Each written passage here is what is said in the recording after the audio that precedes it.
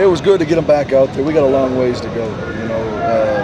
And again, we got a bunch of young. I just told the team we got a bunch of new faces out there wearing new numbers, and again, we talked about this as a staff the other day. You know, the transition, and again, that's been a key word in my life for the last 8 months or so. But the transition for these young 18-year-olds that are new in our program, this our tempo that we practice at is pretty fast-paced. So they'll get used to it. A lot of mistakes made today.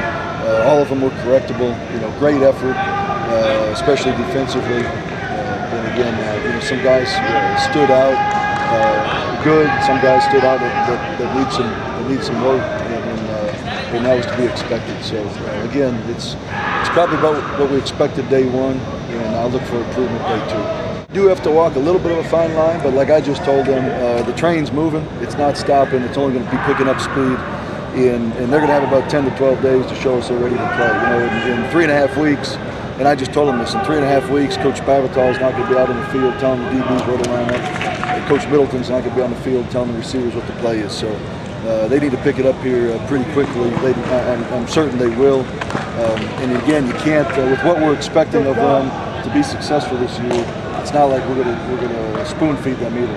We're going to teach them what we do, and either they pick it up and they'll play this year, or they don't. Damien Payne's moved to linebacker. Is that just an opportunity there? I mean, you have some numbers in receiver, but does he fit better? Well, it's both sides of your question. You know, he was a tremendous defensive and offensive player in high school. Was recruited to Utah as a defensive player. Played safety there.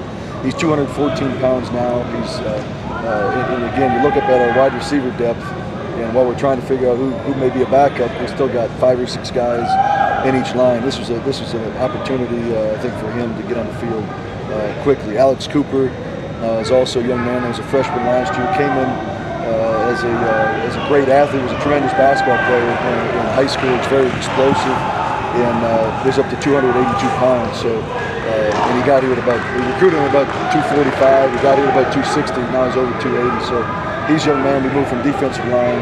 And he's now moved to the offensive side of the ball. Is he a guard, or is he kind of? He's an offensive lineman. Yeah, he's cross-trained. Yeah, he's still learning the game of football. So he's relatively new at it. He's very raw, very athletic, and I think he's got a tremendously bright future on the offensive side.